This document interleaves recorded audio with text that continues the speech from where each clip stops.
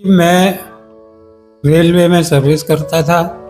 प्रेम कुमार अग्रवाल मेरा नाम है और मैं सीनियर सेक्शन इंजीनियर के पद से टाइम में ये अक्सर देखा जा रहा है कि जो काम गलत तरीके से कर रहे हैं उनको बढ़ावा में खर्च होना चाहिए।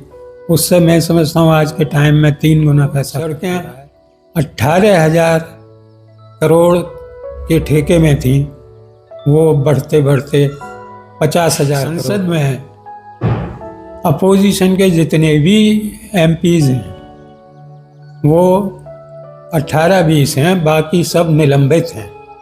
वो क्यों निलंबित हैं? कि वो कोई आवाज़ नहीं उठा के ही लिए सब कुछ हो रहा है। अपोजिशन को कोई ध्यान नहीं दिया जा रहा है। और जब तक संसद में अपोजिशन नहीं होगा तब तक किस बात का संसद है? कोई कुछ कहने वाला ही नहीं। इसका संविधान बहुत अच्छा है और बहुत ही काबिल लोगों ने बनाया था, बड़ी सोच समझ के बनाया था। हमारे संविधान में कोई कमी नहीं है।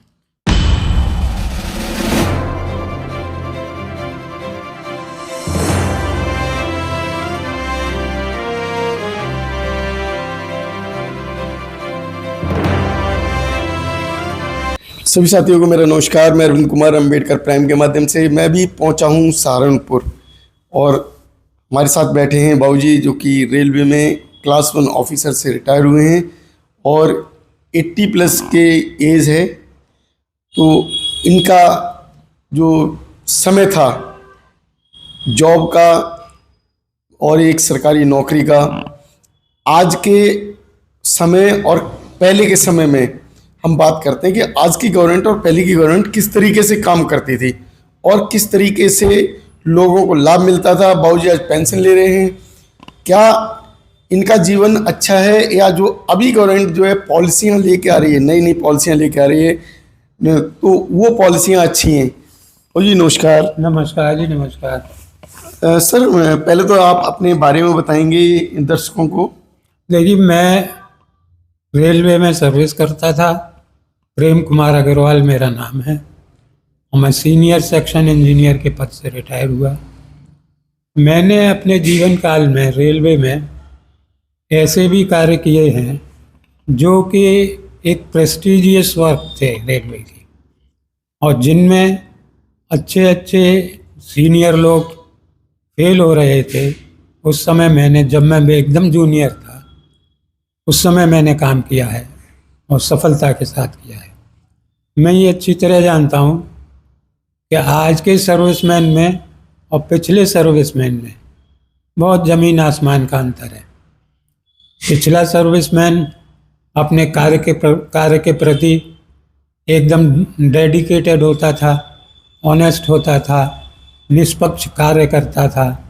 किसी का ये नहीं कि गलत तरीके से फेवर हो रहा है या गलत तरीके से सताया जा रहा है, ऐसा नहीं है। लेकिन आज के टाइम में ये अक्सर देखा जा रहा है कि जो काम गलत तरीके से कर रहे हैं उनको बढ़ावा मिल रहा है और जो ईमानदारी से कर रहे हैं वो पिछड़े जा रहे हैं। तो इससे ये स्पष्ट होता है कि गवर्नमेंट के भी वर्किंग में एम्प्लॉय पर असर होता है। पहले की गवर्नमेंट और आज की गवर्नमेंट दोनों बदल गई हैं। पिछली गवर्नमेंट में लोगों को भरपूर सहयोग भी दिया जाता था, उनको कार्य करने के लिए प्रेरित किया जाता था, कार्य के प्रति जो भी आवश्यकताएं हैं उनको पूर्ति की जाती थी। लेकिन आज के टाइम में कोई ये सब बातें सुनने को तैयार नहीं है कि काम करने के लिए किस सामान की आवश्यकता है, किस स्टाफ की आवश्यकता है। दिन पर दिन स्टाफ कम तो होता जा रहा है, निकाला जा रहा है, नए अपॉइंटमेंट नहीं हो रहे हैं, कार्य को ठेकेदारी में दिया जा रहा है। और मैं ये सोचता हूँ कि ये सब ठेकेदारी में कार्य देने का काम इसीलिए किया जा रहा है कि कुछ नाजायज़ वसूली की जाए, और नाजायज़ वसूली हो रही है, इसमें कोई संदेह नहीं है। जो भी ठेकेदारी प्रथा है उसमें जो है कुछ ना कुछ गड़बड़ी अवश्य रहती है। काम आज बनता है, कल को बिगड़ता है, बार बार काम कराया जाता है, पैसे की बर्बादी होती है, स्टाफ की बर्बादी होती है। तो इससे ये लगता है कि कहीं ना कहीं ऊपरी स्तर पर इसमें लेकुना है, कमजोरी है कि वो इस बात को नहीं समझ रहे हैं कि किस तरीके से कार्य को कराया जाए। पैसा बेइंतहा खर्च किया जा रहा है। जितना पैसा खर्च होना चाहिए उससे मैं समझता हूँ आज के टाइम में 3 गुना पैसा खर्च हो रहा है। स्पेशली सड़कों के मामले में जो सड़कें 18,000 करोड़ के ठेके में थी वो बढ़ते बढ़ते 50,000 करोड़ हो गया। कैसे हो गया? काम समय से क्यों नहीं कराया गया जो वो 18,000 करोड़ में ही होता। काम को डिले करने का भी तात्पर्य यही है कि उसकी कीमत को बढ़ाया जाए, गवर्नमेंट को धोखा दिया जाए, उससे नाजायज़ वसूली की जाए। तो इस तरीके से और गवर्नमेंट भी एक तरफा काम कर रही है, अपने आदमियों को बढ़ावा दे रही है, गलत तरीके से बढ़ावा दे रही है, जबकि अपोजिशन में लोगों को तरीके तरीके से सीबीआई का, ईडी का या ये सब एजेंसीज का नाजायज़ फ़ायदा उठाते हुए जो लोग काम ठीक कर रहे हैं उनके प्रति उनको उकसाया जाता है, उनके ऊपर रेड डाले जाते हैं, उनको फंसाया जाता है, नाजायज़ तरीके से, गलत तरीके से फंसाया जाता है। आज भी आप देखें लगभग संसद में अपोजिशन के जितने भी एमपीज़ हैं वो 18-20 हैं, बाकी सब निलंबित हैं। वो क्यों निलंबित हैं? कि वो कोई आवाज़ नहीं उठा पाएँ, उनको कुचला जा रहा है और उनको इस के लिए प्रेरित किया जा रहा है कि वो अपनी पार्टी को छोड़ के बीजेपी को ज्वाइन करें, बीजेपी की ताकत को बढ़ाएं। बीजेपी के ही लिए सब कुछ हो रहा है, अपोजिशन को कोई ध्यान नहीं दिया जा रहा है। और जब तक संसद में अपोजिशन नहीं होगा तब तक किस बात का संसद है? कोई कुछ कहने वाला ही नहीं है। तो अपनी मर्जी है, मर्जी आए जो कर लो, क्या ज़रूरत है किसी के भी कहने की, सुनने की, पूछने की? अपनी मर्जी से चाहे जो कुछ बिल पास कर लो, चाहे जो कुछ कर लो। बाबू जी, क्या अभी लोकतंत्र आप समझते हैं कि भारत में जिंदा रह गया है? देखिए, जहाँ तक लोकतंत्र की बात है, लोकतंत्र को मेंटेन किया जाता है हमारी संसद के द्वारा, और जहाँ संसद ही एक तरीके से नहीं है तो लोकतंत्र किस बात का है? अपनी मनमर्जी हो रही है, संविधान को बदलने की कोशिश की जा रही है। तो क्या हमारा संविधान जो अभी वर्तमान में है, जो बाबा साहब भीमराव अंबेडकर जी के द्वारा लिखा गया था, वो उचित नहीं है क्या संविधान? नहीं, वो संविधान बिल्कुल उचित था। उस वक्त के लोग कोई ऐसे नहीं थे कि वो करप्ट हों या वो हों, उन्होंने ईमानदारी से, मेहनत से संविधान को बनाया था। संविधान में कोई कमी नहीं है, सिर्फ उसको इम्प्लीमेंट करने की कमी है। आप या तो उसको जो है तोड़ मरोड़ रहे हैं या उस पर अमल ही नहीं कर रहे हैं, तो लोकतंत्र क्या करेगा? लोकतंत्र तो है ही नहीं आज के टाइम में। बाबू जी, विवेक बेबराय जो कि प्रधानमंत्री जी के सलाहकार हैं, उन्होंने लास्ट ईयर में एक वक्तव्य दिया था कि संविधान बहुत पुराना हो गया है, उसे बदल देना चाहिए। ये कहाँ तक उचित है? देखिए, ये बदलना ना तो उचित है और ना बदला जा सकता है। क्या हमारे संविधान का जैसा किसी देश का संविधान है? नहीं, हमारे देश का संविधान बहुत अच्छा है और बहुत ही काबिल लोगों ने बनाया था, बड़ी सोच समझ के बनाया था। हमारे संविधान में कोई कमी नहीं है।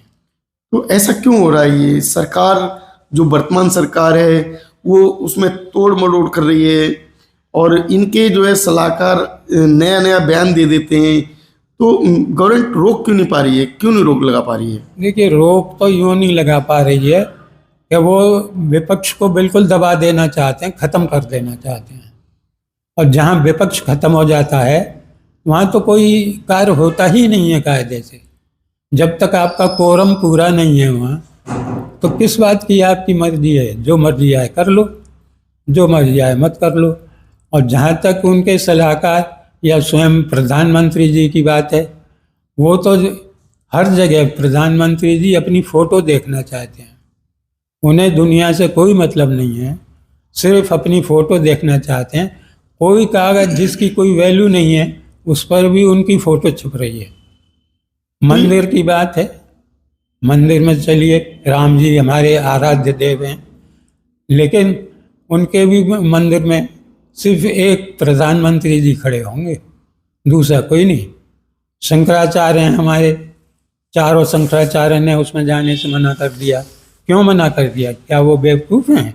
इतने बड़े धर्माचार्य हैं और उनका कहना है कि उनके न आने का कारण क्या है कि विधि विधान से मंदिर का उद्घाटन नहीं हो रहा है। लेकिन प्रधानमंत्री जी कह रहे हैं वो तो जो प्राण प्रतिष्ठा को करा रहे हैं। प्राण प्रतिष्ठा के ही लिए शंकराचार्य कह रहे हैं, जो हमारे धर्म गुरु हैं, कि ये तरीका नहीं है। जब तक मंदिर में गुंबज ना हो प्राण प्रतिष्ठा नहीं होती है। बगैर गुंबज के मंदिर अधूरा है, उनका राम जी का निवास अधूरा है, उसकी प्राण प्रतिष्ठा नहीं हो सकती है। और जी अगर ये एक मैं जानना चाह रहा हूँ, जैसे प्राण प्रतिष्ठा का जो है सवाल आता है, अगर हम पत्थर या जो किसी मूर्ति में प्राण प्रतिष्ठा कर सकते हैं, तो कोई व्यक्ति हमारा जो प्रिय है वो व्यक्ति मर जाता है, तो उसको उसके अंदर प्राण प्रतिष्ठा क्यों नहीं कर सकते दोबारा? नहीं, ये तो देखिए प्रकृति का नियम है, जो इस संसार में आया है वो जाना है, चाहे कुछ हो जाए कोई नहीं रोक सकता। हर व्यक्ति को यहाँ से जाना है, आगे और पीछे जाना ही जाना है। अगर मुर्दे में जान पे डाल दी जाती तो कोई मरता ही नहीं, सब जिंदा होते रहते। तो फिर बाबू जी ये पत्थर की मूर्तियां बनती हैं, मूर्तियां तो पत्थर की ही बनाई जाती हैं। हाँ, तो इन मूर्तियों में प्राण प्रतिष्ठा कैसे हो सकती है?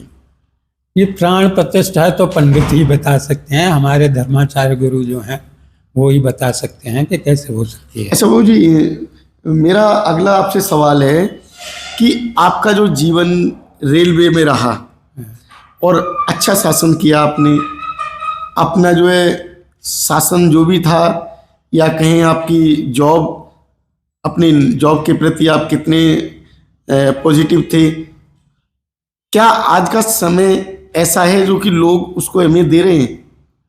नहीं, इस वक्त देखिए अहमियत तो वर्कर हर कोई दे रहा है, लेकिन वर्कर करे क्या? स्टाफ को कम किया जा रहा है, ठेके पे काम दिए जा रहे हैं।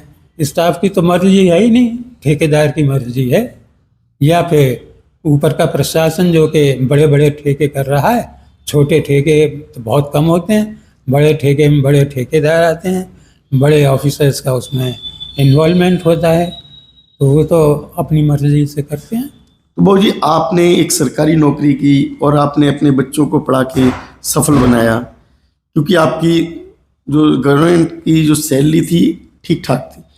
क्या आज का जो है जो व्यक्ति जो गवर्नमेंट के प्रोजेक्ट को चला रहा है, रेलवे में ही है, जो 18,000 रुपये सैलरी में 20,000 सैलरी में जा रहा है, या अभी आर्मी की भर्ती हुई थी जो कि 20,000 रुपये सैलरी के हिसाब से भर्ती हुई थी, क्या इस तरीके से उस व्यक्ति का जीवन सफल हो सकता है या उसके परिवार का जीवन सफल हो सकता है क्या?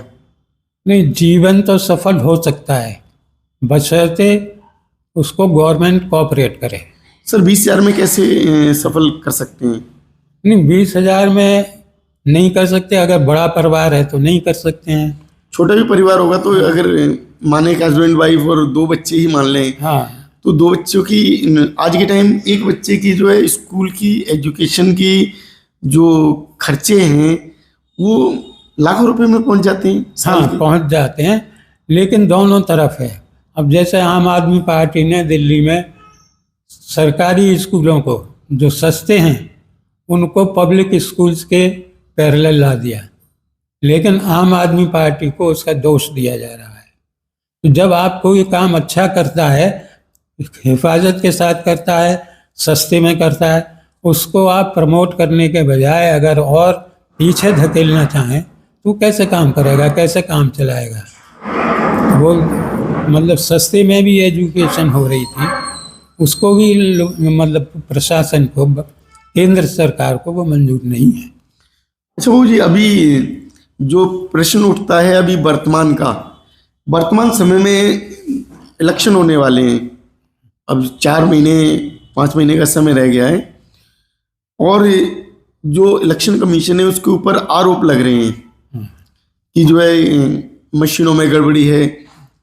मशीनों में गड़बड़ी का जो आरोप लग रहा है उसके विरोध में संसद के अंदर तो उनका विरोध हुआ ही नहीं आज तक, लेकिन बाहर की जनता विरोध कर रही है। सुप्रीम कोर्ट के वकील, हाई कोर्ट के वकील, उन्होंने धरना प्रदर्शन भी किया है, उन पर रोक लगाई जा रही है और मशीनें दिखाने को तैयार नहीं है गवर्नमेंट। देखिए, ये तो आज का टाइम हमारा प्रजातंत्र का है।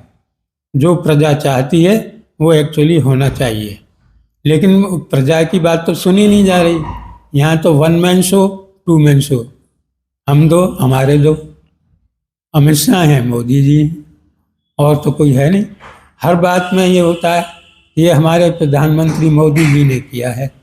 अरे जब वही सब काम कर रहे हैं, दूसरा मिनिस्टर कोई कुछ नहीं कर रहा है, दूसरा ऑफिसर कोई नहीं कर रहा है, तो सबको घर बैठा दो और ये 2 आदमियों को काम करने दो। मतलब आप ये पास में अगर 100 आदमी हैं, उनके सहयोग से काम करेंगे तब अच्छा होगा, या 2 आदमी के सहयोग से अच्छा हो जाएगा?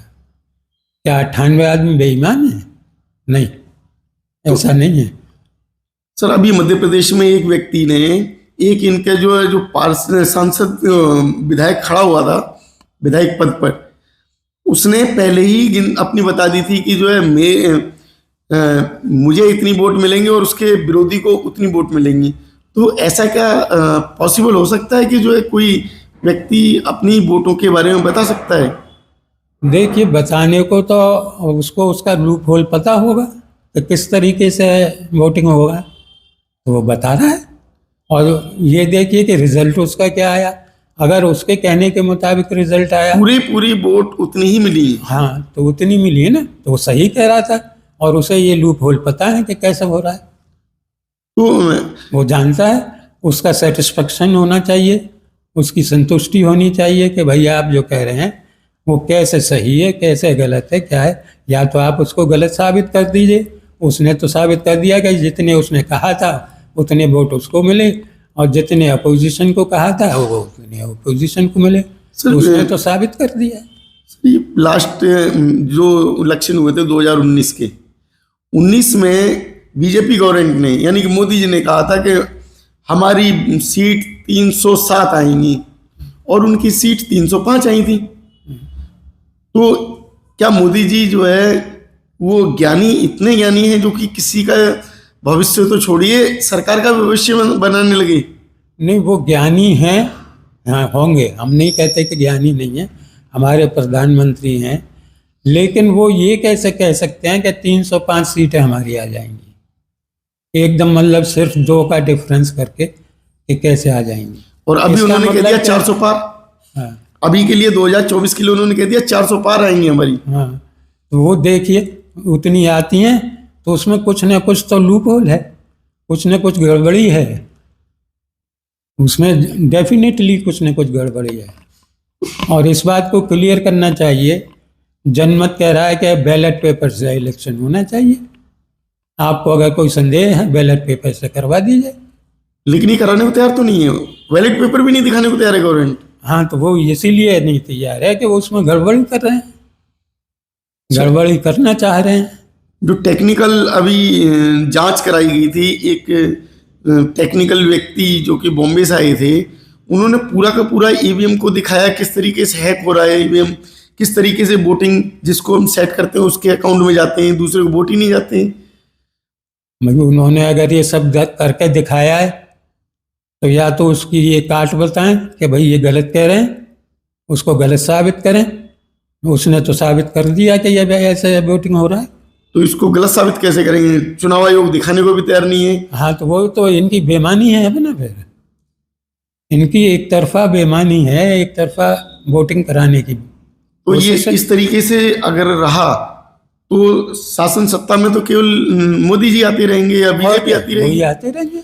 तो क्या बीजेपी इतना अच्छा काम कर रही है कि जो वो अभी भी नहीं थे। ज़्यादातर अपोजिशन के जो एमपीज हैं वो सस्पेंड हैं। अब भी तो यही हैं पूरी तरह से। दूसरों के होते हुए भी इन्होंने उनको अलग कर दिया। अच्छा वो जी एक बात और है, जो ये गवर्नमेंट में हिंदू मुस्लिम हुआ है, क्या बीजेपी गवर्नमेंट से पहले भी कभी इस तरीके से घटनाएं आपको आपके जीवन काल में सुनने को मिली थी? नहीं, इस तरह की इतनी घटनाएं नहीं थी जो आज हैं।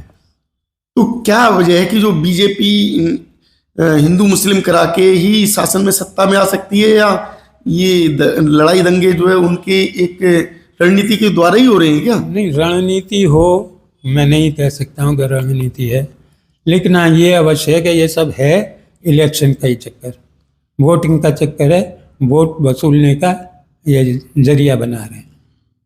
तो साथियों, बाबूजी जो कि रेलवे से रिटायर्ड हुए हैं, क्लास 1 अफसर से रिटायर हुए हैं, और इन्होंने अपने विचार आज के समय के जो कार्यकारिणी है उसके प्रति रखे, संसद के प्रति, अभी के विचार आज की जो नौकरशाही है यानी कि जो है सरकारी जॉब है उनके बारे में रखे, और जो अभी की जो है वर्तमान स्थिति है इलेक्शन के बारे में भी इन्होंने रखे हैं।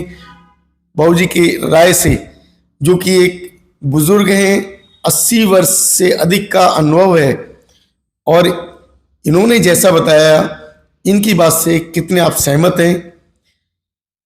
हमारे चैनल को सब्सक्राइब करें, वीडियो को लाइक शेयर अवश्य करें, और कमेंट बॉक्स में कमेंट लिखना ना भूलें। इसी के साथ नमस्कार, जय भीम, जय भारत।